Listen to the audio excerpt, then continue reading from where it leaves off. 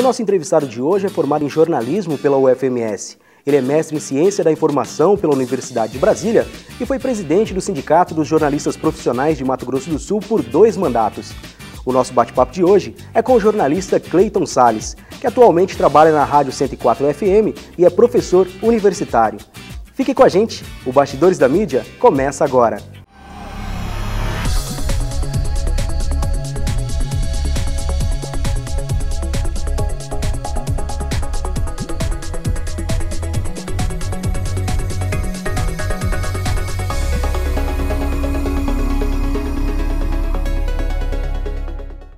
Eu gostaria de começar esse programa agradecendo, Cleiton Salles, a sua presença e dizer que estou muito feliz, imensamente feliz, por você ter aceitado o nosso convite e estar presente hoje aqui no Bastidores da Mídia. Eu que agradeço o convite, Marcos. Eu gostaria que você começasse contando para a gente um pouco da sua infância, da sua adolescência. Você nasceu em Corumbá, em Mato Grosso do Sul, mas passou grande parte da sua infância, da sua adolescência no Rio de Janeiro, foi isso? É verdade, eu sou um corumbaense que não conhece muito bem a cidade, ou não conhecia muito bem a cidade, até se mudar novamente aqui para Mato Grosso do Sul, né? Quer dizer, já Mato Grosso do Sul, quando Corumbá, quando eu nasci, era Mato Grosso 1 ainda, né? Antes da divisão, né? E eu, por ter pai militar, né? Meu pai da Marinha, ele foi transferido para o Rio de Janeiro na época, para servir no Rio de Janeiro, e aí a gente foi junto, e eu era bebezinho, né? Então eu acabei indo para a cidade, nós acabamos indo morar na cidade de São Gonçalo, que é próximo a Niterói, ali na região metropolitana do Rio de Janeiro, né? E por lá eu morei por 16 anos, né? 16, quase 17 anos. Até que em 1990 nós nos mudamos para Campo Grande, né? E aí moro aqui na cidade morena, acho que vai fazer 22 anos, né? Que eu moro aqui na cidade. Então eu tive essa criação fluminense, né? Que é o gentílico de quem nasce e de quem, enfim, é criado no Rio de Janeiro, né? Mas assim, eu na escola eu aprendi, por exemplo, o hino do Rio de Janeiro. Eu fui conhecer o hino de Mato Grosso do Sul, naturalmente depois que me mudei para cá, mas o que eu sabia cantar era o hino do Rio de Janeiro e o próprio sotaque mesmo, enfim. Quando eu me mudei para cá, as pessoas estranharam um pouco, esse carioca. Eu falei, não, eu nasci em Corumbá, mas eu, na verdade, fui criado no Rio. Então, eu tive tudo isso, né? Eu sou um corumbaense, criado no Rio e agora morador de Campo Grande.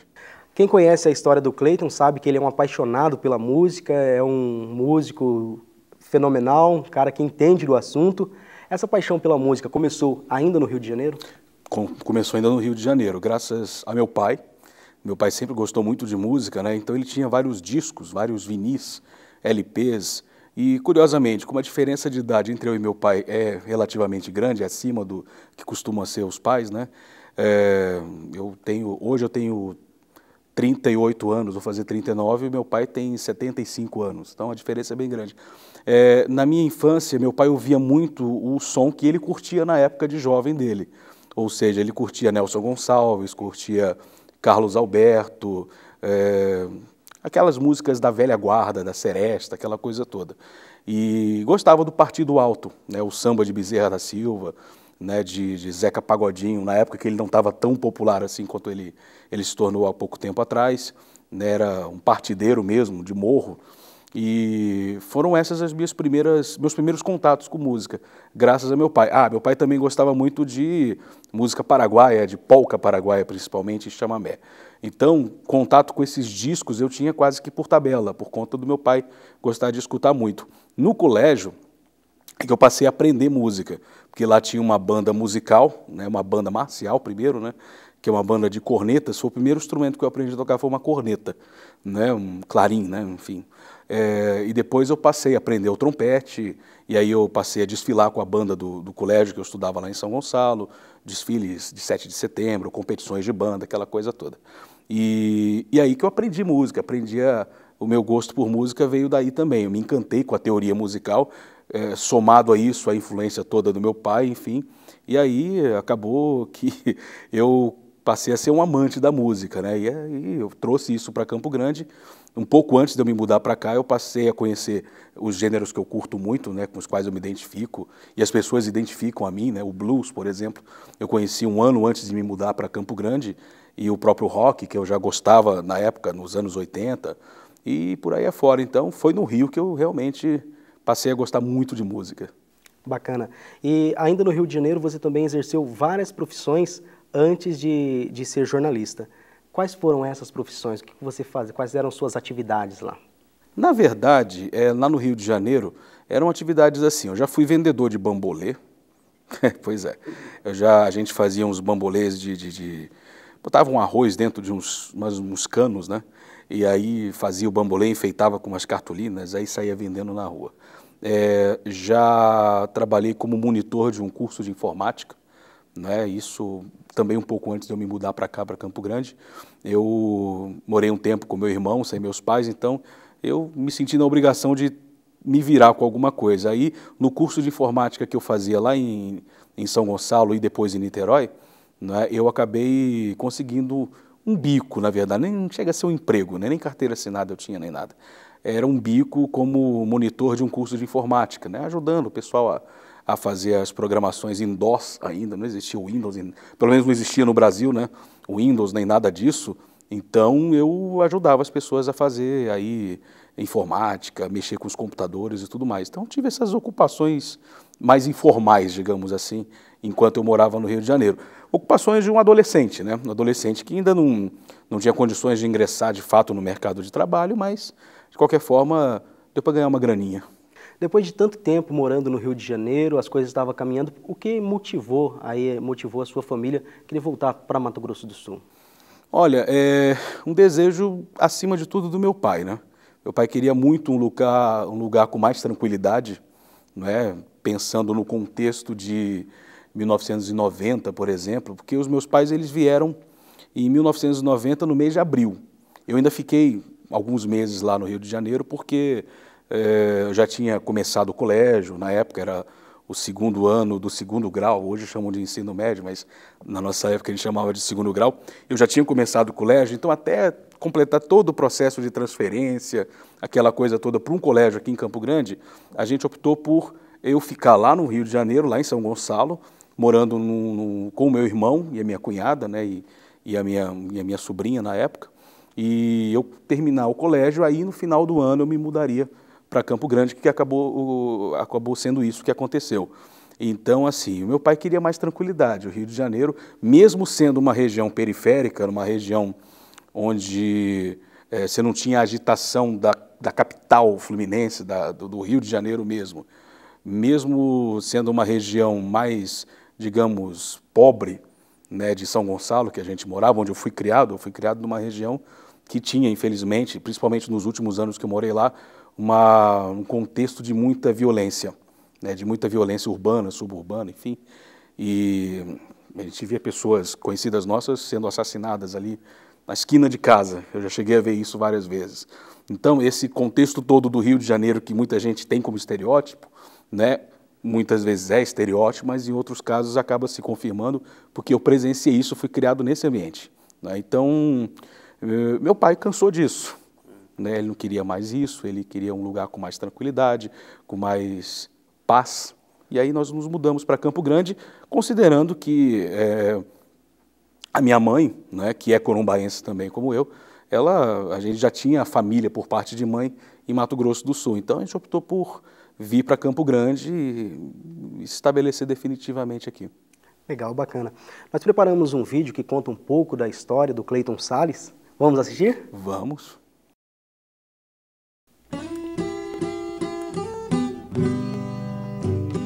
O jornalista Cleiton Salles é apaixonado por música.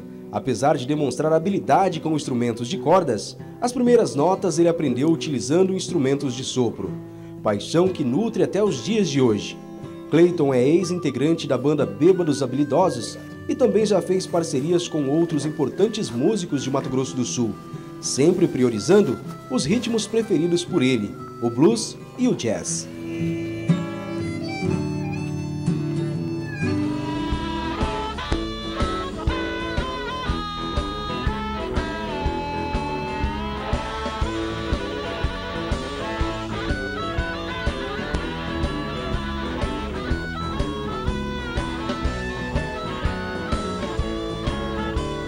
No início da década de 90, quando retornou para Mato Grosso do Sul, Cleiton cursou jornalismo na UFMS. Foi na universidade que ele descobriu outra grande paixão, o rádio. No ano de 1994, quando foi inaugurada a Rádio 104 FM, ele conseguiu uma vaga como estagiário. 2 anos depois, foi contratado pela emissora e em 1998 foi aprovado em concurso público e até hoje trabalha na rádio como funcionário concursado. Cleiton é professor do curso de jornalismo de uma das mais importantes universidades do estado.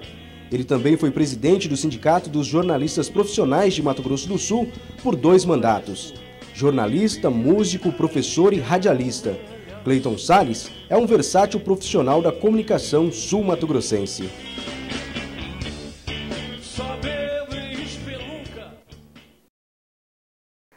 Tá aí, esse é apenas um resumo da história do Cleiton Salles, um profissional que tem muita história para contar para a gente aqui. E a gente percebe que a música realmente está presente em vários momentos da sua vida, né? Ah, com certeza, desde a infância até a profissão mesmo, né? A ligação com o rádio acabou me aproximando ainda mais da música. Dentro do meu próprio trabalho jornalístico na 104 FM, eu ainda me mantenho muito próximo da música. Dos meus trabalhos musicais, de programas musicais, como Blues Derivados, na 104 FM, eu busco trabalhar sempre, apesar de ser um programa de música, mas ele tem informação, e eu procuro sempre trabalhar com um rigor jornalístico também, né? Então, é inevitável a ligação de uma coisa com a outra, a música com o rádio, no meu caso, incluindo o jornalismo nessa história, né? Agora, falando um pouco mais especificamente sobre o jornalismo, quando você começou, quando você deu início no curso de jornalismo, você já era apaixonado pela profissão ou isso veio com o tempo? Então, é curioso isso, porque eu não me imaginava jornalista, né? Diferente de alguns colegas que antes mesmo de entrarem na faculdade já eram apaixonados, fizeram jornais em colégio e aí já tinham essa predisposição para encarar um vestibular de jornalismo, eu não. Tanto que quando eu entrei na UFMS, curiosamente, meu primeiro curso foi computação. Pois é, foi computação, mas só que aí eu não me identifiquei, enfim, não que o curso fosse ruim, mas é que eu realmente não me identifiquei com o curso, não me identifiquei com a área. E aí eu fiquei um semestre e meio, no meio do segundo semestre, isso foi em 92, eu saí e aí eu botei na minha cabeça que eu queria fazer um curso de comunicação, né? Como não tinha, por exemplo, cursos na área de publicidade aqui em Campo Grande, só havia um curso de comunicação, que era o da UFMS, e a habilitação era em jornalismo, eu pensei, vou fazer o vestibular para comunicação e vou ver se eu entro de algum modo na área da publicidade. Só que aí quando eu entrei no jornalismo, na comunicação social, jornalismo, já em 93, logo nas primeiras aulas eu já me encantei com o jornalismo, né? Eu devo isso aos professores que eu tive, né? Que realmente eram jornalistas apaixonados e professores formidáveis que eu tive, né? Que acabaram me fazendo com que eu gostasse muito dessa área do jornalismo. Passei a compreendê-la mais, passei a estudá-la mais, passei a me dedicar com bastante afinco aos trabalhos, e vários desses trabalhos eram fazer reportagens, matérias, enfim, para o curso. Nesse meio tempo veio a paixão por fazer o rádio, porque a paixão pelo rádio eu sempre tive, né? Desde criança, sempre gostei de ouvir rádio. Agora, a paixão por fazer o rádio, essa veio realmente também junto com a faculdade de jornalismo. Uma oficina no primeiro semestre que foi oferecido, eu acabei entrando e eu acabei não saindo mais, né? Então, eu acredito que foi na faculdade. Eu devo ao curso da UFMS essa reviravolta no meu gosto pelo jornalismo. Passei a gostar de jornalismo graças ao curso. Quando você descobriu essa paixão pelo rádio na universidade, tinha a rádio universitária, né? Qual que era a abrangência dessa rádio? Com quem que você falava? Quem era o público?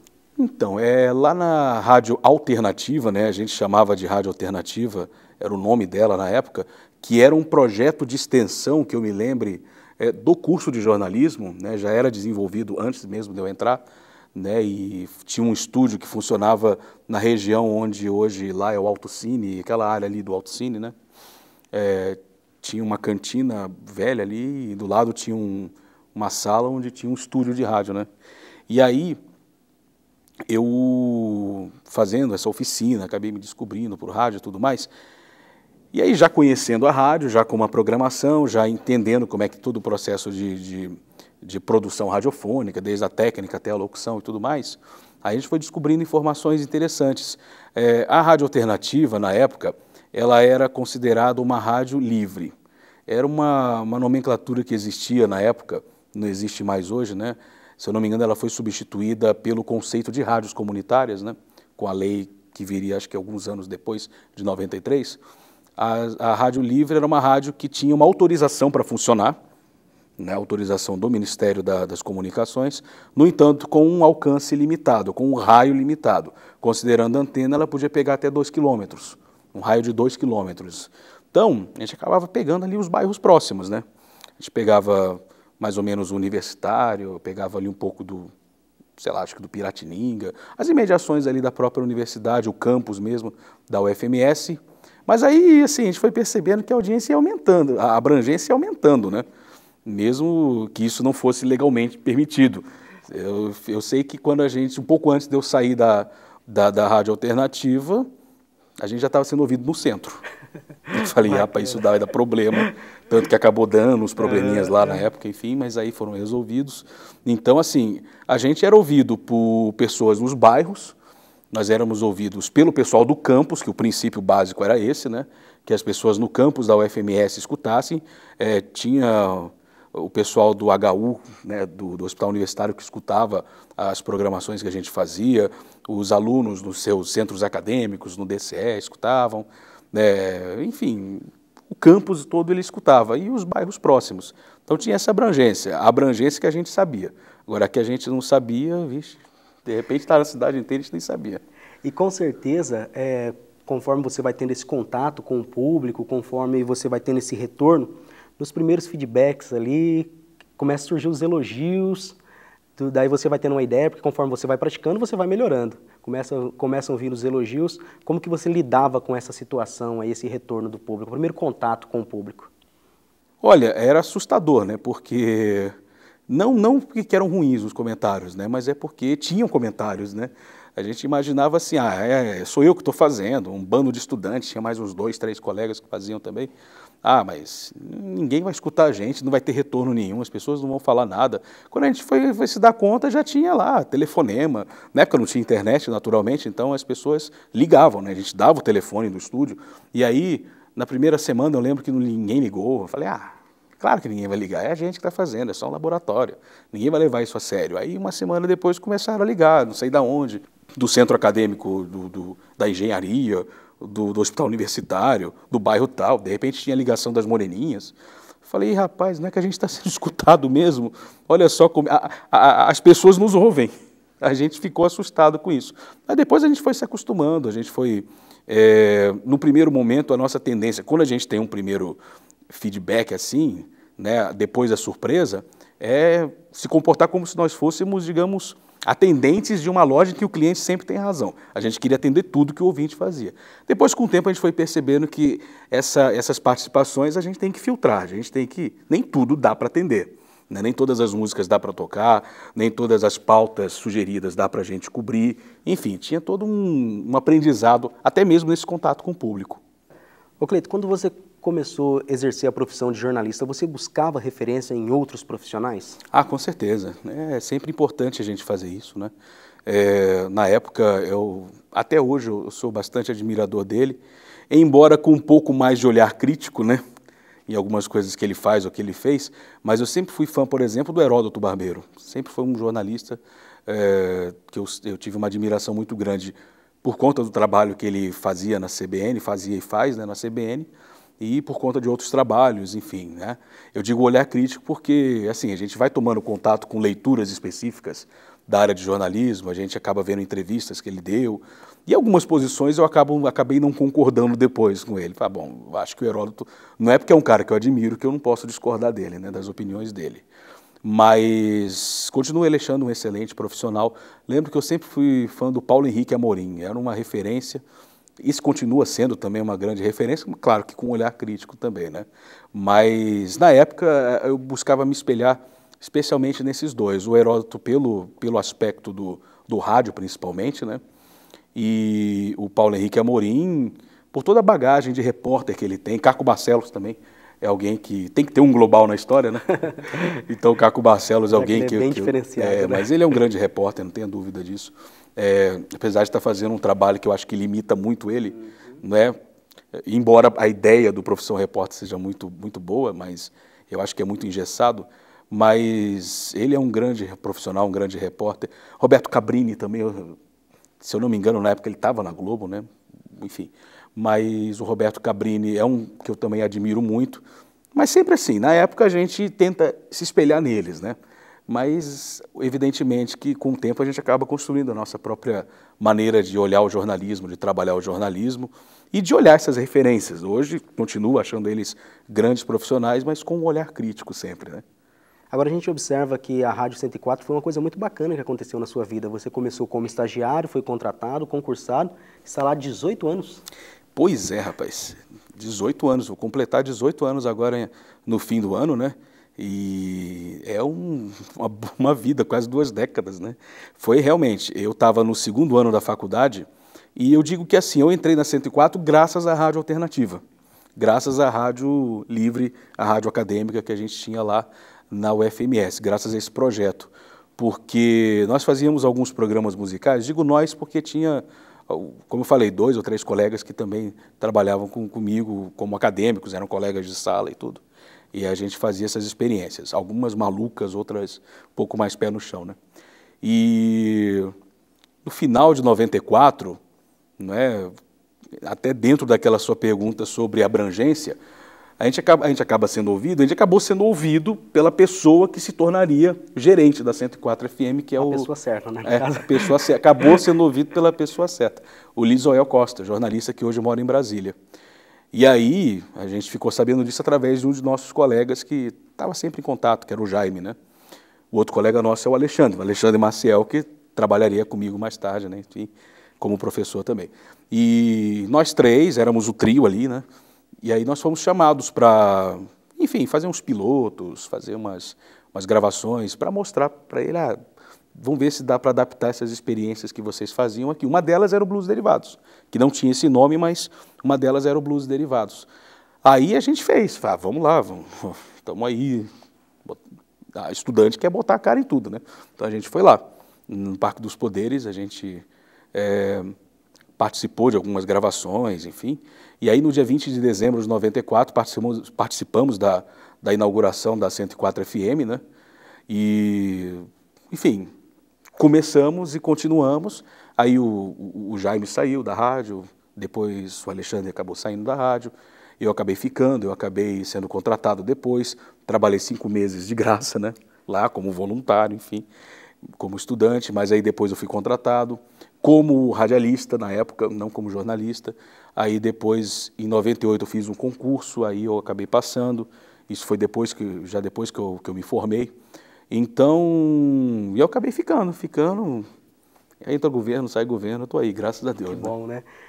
Ô Cleiton, a gente observa que a maioria dos acadêmicos tem a preocupação de como entrar no mercado, como se manter no mercado.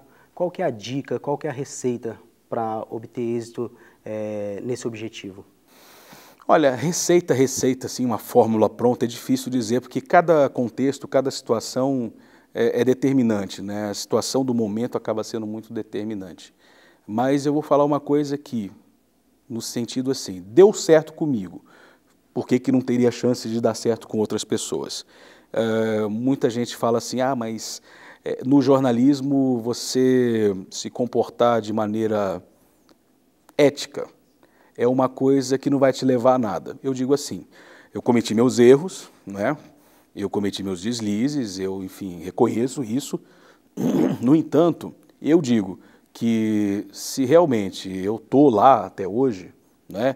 E também estou na universidade trabalhando até hoje, já são 11 anos de docência na mesma universidade, se eu continuo, é porque eu procurei sempre agir de uma forma respeitosa, de uma forma ética, vestindo a camisa realmente das instituições da qual eu faço parte e procurando trabalhar bastante, né? Sendo bastante proativo, não apenas fazendo aquilo que é determinado para que eu faça, mas no que for permitido que eu inove, que eu sugira, que eu aprimore, ou que eu, enfim, colabore para que o trabalho se expanda, eu nunca me furtei em fazer isso, né?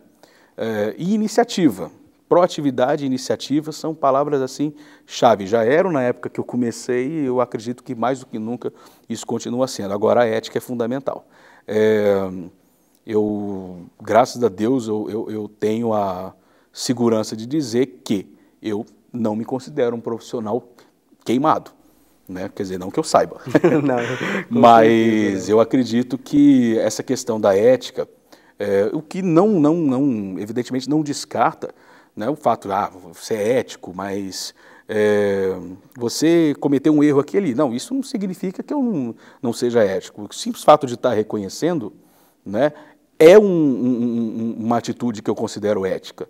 Então eu digo assim, é possível você ser um profissional ético e sobreviver no mercado. Eu consegui. Muita gente vai dizer, mas no caso da 104, ali você passou num concurso público e você obteve estabilidade. É verdade, foi um contexto. Isso acabou acarretando com que eu realmente ficasse de uma forma bem estável, até no estado como eu estou hoje, e me perpetuasse. Mas eu trabalho numa outra empresa privada e estou lá há muito tempo. E eu não passei por concurso lá. Lá eu fui contratado. Eu poderia, como eu posso, ser mandado embora a qualquer momento. No entanto, eu não sou. Então, eu não fui, pelo menos não até o momento. Mas assim, por quê? Porque eu procurei juntar todas essas determinantes.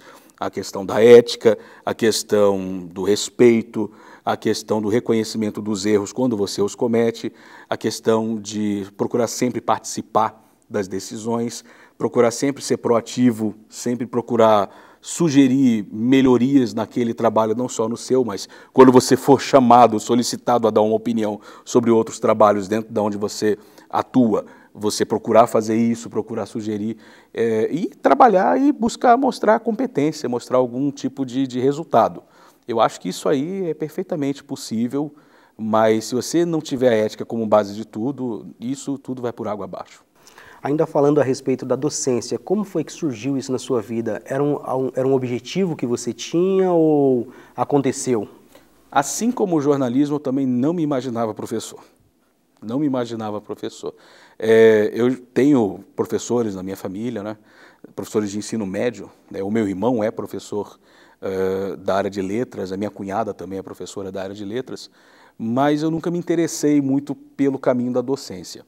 E aí eu devo à 104, de um certo modo, e ao rádio, né, por extensão, a minha entrada na docência, porque em 2001 eu tinha concluído uma especialização, uma pós-graduação em nível lato sensu, e eu naturalmente trabalhava na 104, na época fazia um programa. Aí eu recebi o telefonema da coordenadora do curso de jornalismo da Uniderp, na época, e ela me convidando para substituir um professor que estava de saída, enfim, ele estava deixando a universidade. E aí eu falei, vou encarar esse desafio, vou ver como é que é isso, né? Que eu já tinha visto alguns colegas entrando na docência, enfim, e como eu fiz uma pós-graduação que de um certo modo, me preparou um pouco para isso, e mesmo quando eu fiz a pós-graduação, durante as aulas, durante a pós, eu não me interessei em ser professor, eu queria apenas mais uma pós para poder almejar alguma outra coisa, algum outro objetivo. De repente eu fui jogado na docência por conta desse convite e do meu desejo de encarar esse desafio. E aí eu conversei com ela, enfim, eu aceitei o convite, né? E aí acho que no dia 1º de agosto de 2001 eu comecei com a minha primeira aula lá na universidade. E aí daí então eu não deixei mais a docência também e na mesma instituição onde eu estou até hoje, né? Ajudando a formar vários alunos aí. Inclusive eu. Inclusive você, né?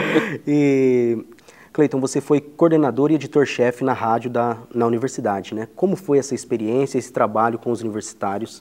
Ali um trabalho prático, né? É aquela história. Quando eu entrei no curso de jornalismo da UFMS, eu já me apaixonei por fazer rádio. Eu já gostava de rádio quando era ouvinte. O rádio não me largou mais. Tipo assim, o rádio parece que, se o rádio fosse uma entidade, uma pessoa, é como se assim, eu me apaixonasse por ela e ela realmente não quisesse mais me largar, porque tudo me leva para o rádio, né?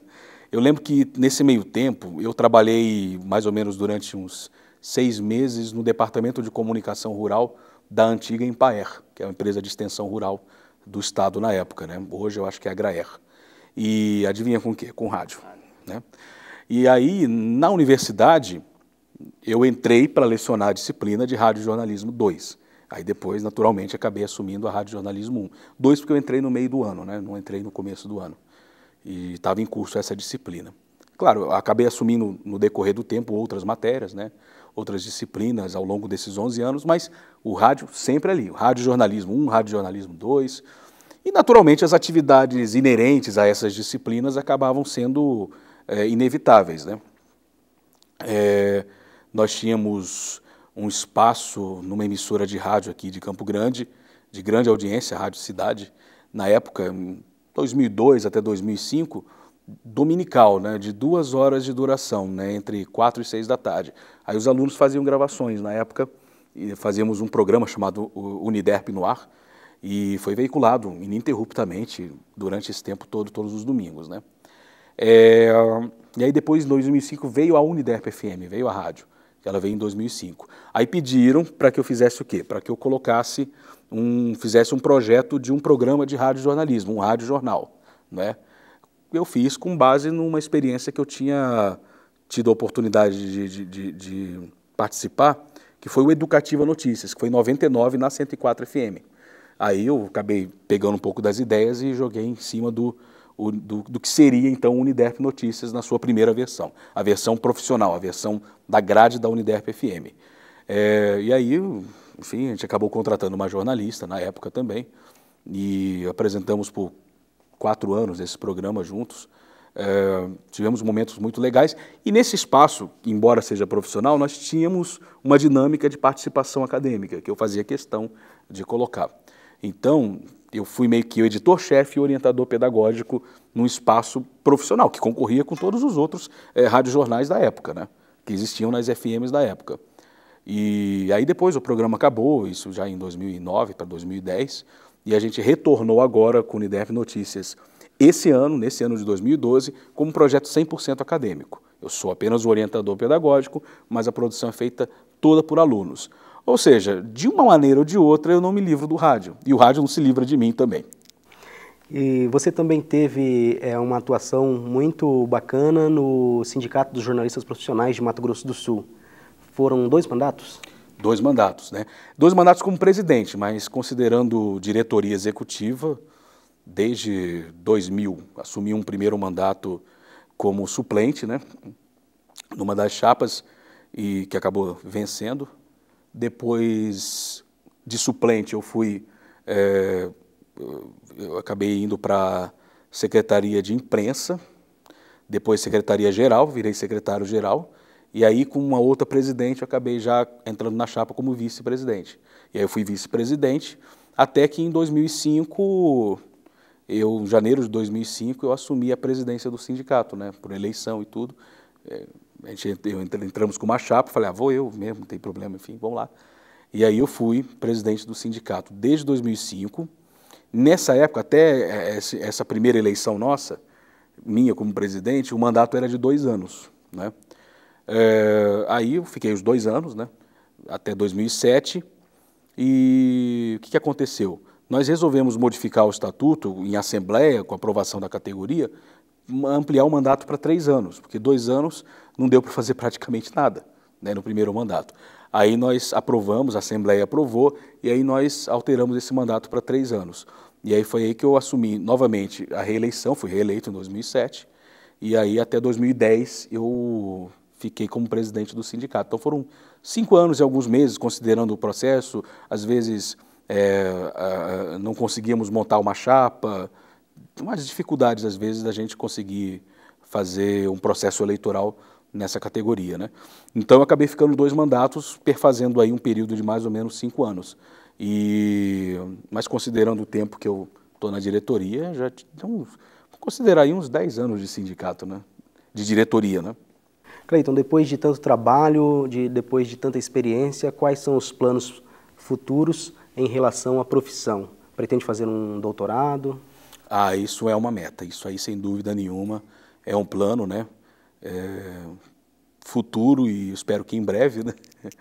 É claro, o caminho natural, eu fiz o mestrado, né, na Universidade de Brasília, um mestrado interinstitucional com a Uniderp, E aí o caminho natural acaba sendo o doutorado, né?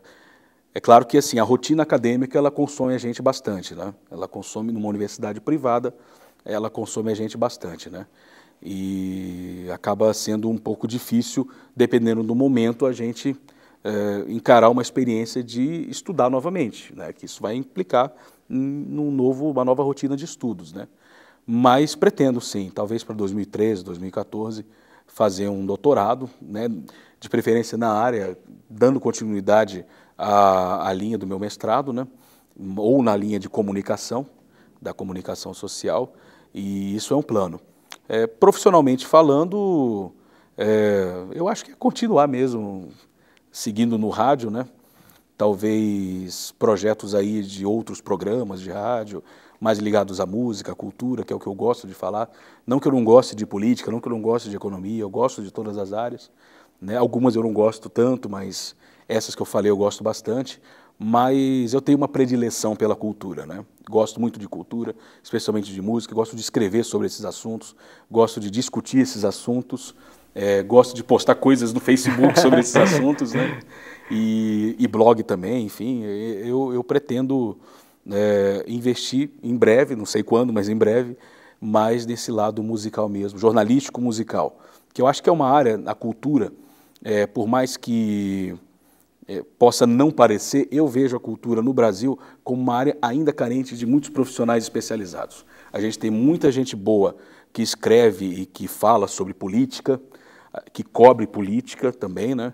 A gente tem muita gente boa que escreve, que fala e que cobre a área, a área criminal, o chamado jornalismo policial, né? Não gosto muito dessa palavra, eu acho que o mais correto é criminal, mas enfim.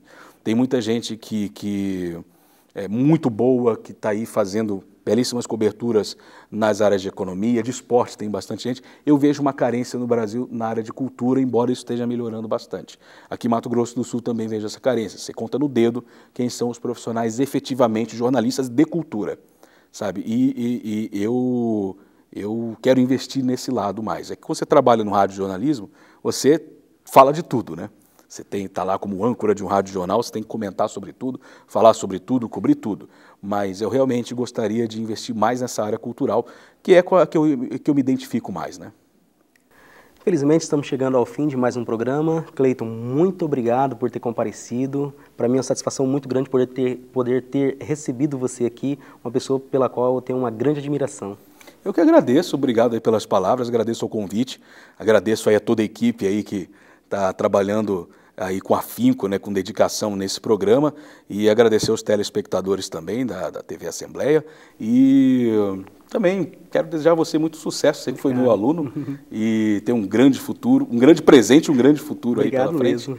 E vai longe. Muito obrigado.